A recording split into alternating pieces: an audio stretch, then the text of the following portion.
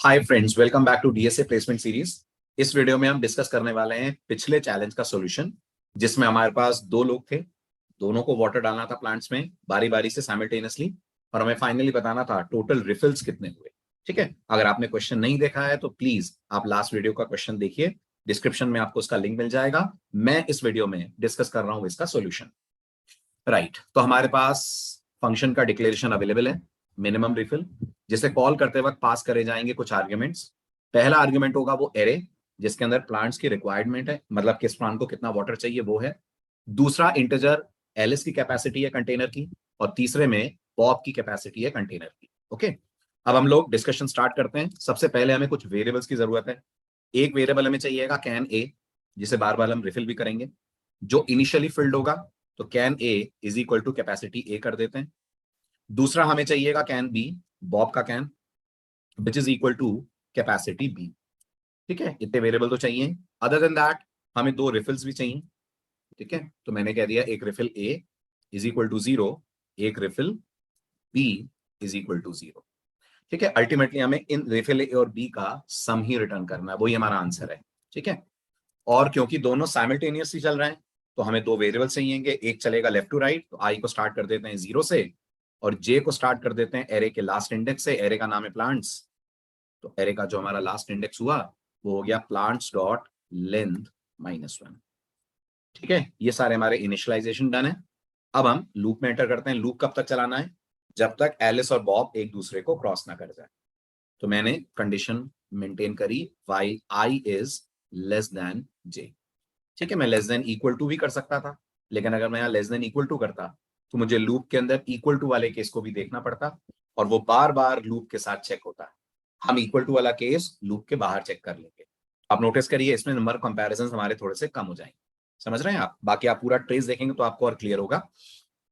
अब अंदर आकर मैं सबसे पहले चेक करता हूं कि एलिस के पास जो कैन है, क्या उसमें अवेलेबल वाटर जो करंट प्लांट है उसकी रिक्वायरमेंट से कम है। अगर एलिस के पास जो कैन है उसका वाटर करंट प्लांट की रिक्वायरमेंट से कम है, तो एलिस को रिफिल करना पड़ेगा। जी बिल्कुल करना पड़ेगा।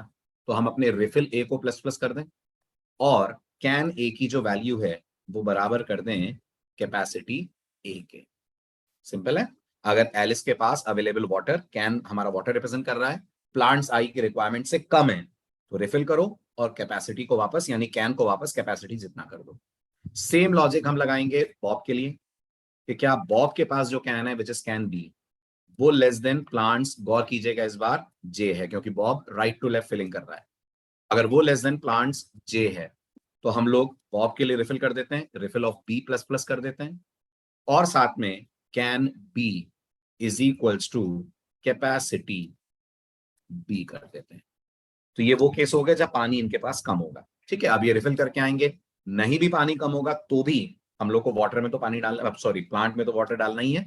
तो अगर हमें, क्योंकि प्लांट में वाटर डालना है, तो हमें इसको रिप्रेजेंट करना पड़ेगा अपनी इक्वेशन से। तो ये हो जाएगा हमारा can A is equals to can A minus plants I. पानी कम हो गया कैन में, राइट, ये पानी पोर कर दिया हमने। Can B equal to can B minus plants J. Right, ये हमने प्लांट्स जे, ये हमने प्लांट्स में वाटर डाल दिया, और आई यानी एलिस नेक्स्ट इंडेक्स पे जाएगी, जे भी नेक्स्ट इंडेक्स पे जाएगा। सिंपल है। तो आई और जे दोनों इंक्रीमेंट हो रहे हैं, दोनों अपने अपनी वैल्यूज चेंज कर रहे हैं। आई इंक्रीमेंट हो रहा है, जे डिक्रीमेंट हो रहा है। एक स्टेज ऐसी आएगी कि ये दोनों एक दूसरे को क्रॉस कर जाएंगे और लूप रुक जाएगा। लूप तब भी रुक जाएगा जब ये दोनों एक ही प्लांट पे आ जाएंगे, क्योंकि गौर करिए अगर आई और जे बराबर होंगे तो आई लेस देन जे की कंडीशन हो जाएगी फॉल्स। अब हमें लूप से बाहर आकर क्या चेक करना चाहिए? हमें लूप से बाहर आकर ये देखना चाहिए क्या ये दोनों सेम प्लांट में हैं, क्योंकि अगर ये क्रॉस कर गए हैं तो इसका मतलब रिक्वायरमेंट पूरी हो गई है, सारे प्लांट्स को वाटर मिल गया है। अगर ये एक जगह पर आकर रुक गए हैं तो ये वो आखिरी प्लांट है जिसमें अब हमें वाटर डालना। अब ये केस जरा सा ट्विस्टेड है फ्रेंड्स, थोड़ा ध्यान से इसका एक्सप्लेनेशन समझिएगा। सिर्फ आई डबल इक्वल टू जे, यानी ये दोनों सेम प्लांट में। अब अगर ये सेम प्लांट में है तो जरा पढ़िए फाइनल क्वेश्चन क्या कह रहा है। In case both Alice and Bob reach the same plant, जो हमारा ये बाहर वाला इफ ट्रू होने पर बनेगा, then the one with more water, जिसके पास पानी ज्यादा है वो पानी डालेगा। अब सोचिए अगर पानी ज्यादा है तो हमें रिफिल करना है? नहीं करना है। हमें रिफिल कब करना है? हमें रिफिल तभी करना है जब दोनों के पास पानी कम हो।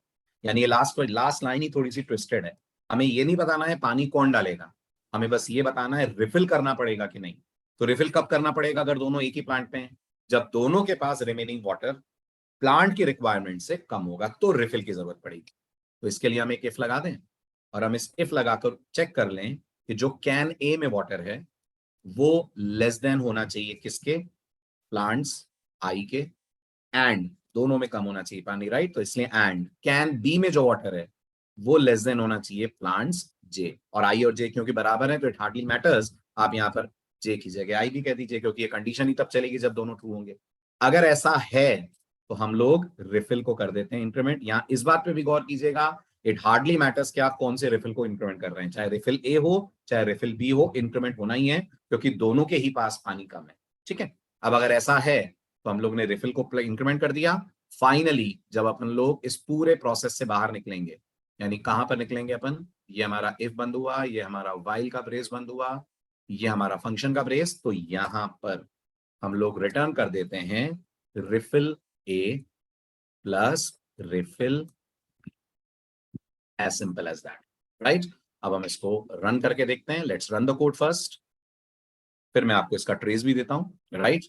आउटपुट हमारा आ गया, रिक्वायर्ड आउटपुट भी आ गया, एक्सेप्टेड भी हो गया, और अपन अब इसको ट्रेस कर लेते हैं और फिर इसको सबमिट कर देंगे। चलिए मैं ट्रेस आपको सेकंड वाले केस पे करके देता हूं जिसमें हमें आउटपुट 2 चाहिए। इससे आपको दोनों केसेस दिख जाएंगे, दोनों इफ एक एक बार ट्रू होते हुए नजर आएंगे। तो चेक करिए, ये है हमारा प्लांट्स एरे और जैसा गिवन है ये हमारा डेटा है 2 2 3 3, इंडेक्सेस हैं 0 1 2 3। ठीक है, देन वी हैव कैपेसिटी ए, तो मैं इसको कैन ए बोल देता हूं। कैन ए इनिशियली हमारा 3 है, कैन बी इनिशियली हमारा 4 है। ओके, रिफिल ए, इसको मैं आर ए बोल रहा हूं शॉर्ट में, ये 0 है, इसको मैं आर बी बोल रहा हूं, रिफिल ऑफ बी ये हमारा 0 है। आई के वैल्यू स्टार्ट होती है 0 से, जे के वैल्यू स्टार्ट होती है लेंथ -1 यानी 3 से। प्रोग्राम चेक करता है I less than J, yes it is, condition is true. अंदर आकर चेक करते हैं क्या can A less than plants I है, तो फ्रेंड्स कैन ए की वैल्यू 3 है, प्लांट्स आई की वैल्यू 2 है, condition is false, code if में नहीं जाएगा। सेकंड इफ चेक होगा, क्या can B less than plants J है, कैन बी की वैल्यू 4 है, प्लांट्स जे की रिक्वायरमेंट 3 है, यहां भी फॉल्स हुआ, कंट्रोल बाहर आया। कैन ए माइनस प्लांट्स आई करा, तो कैन ए में हो गया 3 - 2, रिमेनिंग वाटर रह गया 1। कैन बी माइनस प्लांट्स जे करा, कैन बी में 4 - 3, रिमेनिंग वाटर रह गया 1। आई हुआ इंक्रीमेंट, जे हुआ डिक्रीमेंट, आई बढ़कर पहुंच गया इंडेक्स 1 पे, जे रिड्यूस होकर पहुंच गया इंडेक्स 2 पे। ठीक, वाई लूप फिर इटरेट हुआ, कंडीशन 2 है, आई लेस देन जे। अंदर गए, चेक करा can A less than plants I है, फ्रेंड्स कैन ए की वैल्यू 1 है, प्लांट्स आई की रिक्वायरमेंट यानी 2 है, 1 less than 2, condition is true.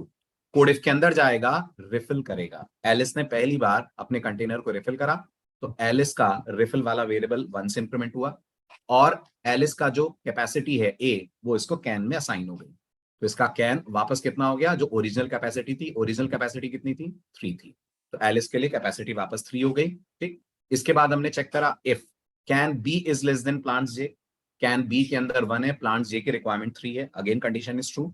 Code अंदर जाकर रिफिल करेगा, तो रिफिल इंक्रीमेंट होकर 1 हो गया, साथ में कैन बी में कैपेसिटी आ गई यानी कैन बी में 4 आ गया।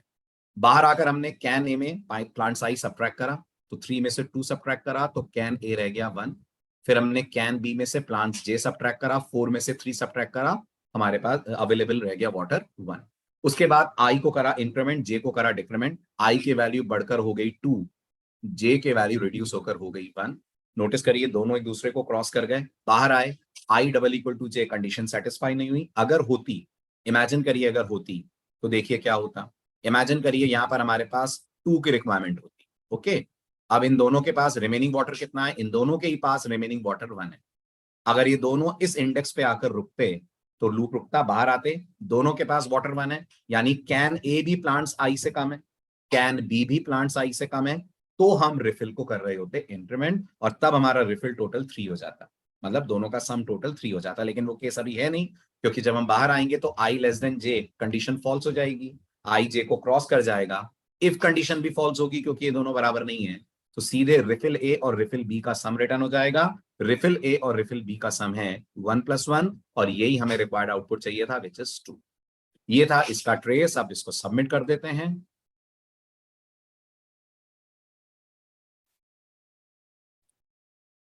So I'm submitting the solution. I hope this must be accepted. Yes, it's around 5 milliseconds. 86.62% more than other solutions. Okay, तो ऐसा ही एक इंटरेस्टिंग वीडियो लेकर मैं फिर आऊंगा, ऐसी एक चैलेंजिंग प्रॉब्लम लेकर अगले लेक्चर में फिर मिलते हैं। तब तक keep practicing, keep sharing and